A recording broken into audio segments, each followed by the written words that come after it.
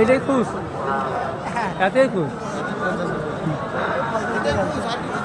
বাপ 8:30টায় আজান দেবে, 10টা মিনিট সময় আছে, কথা বললে হবে না। টক করে বলতে দেন, টক করে বলতে দেন, টক করে বলতে দেন, গোপন দিয়ে শোনেন। ওয়াকাফটা কি জিনিস জানেন তো নাকি?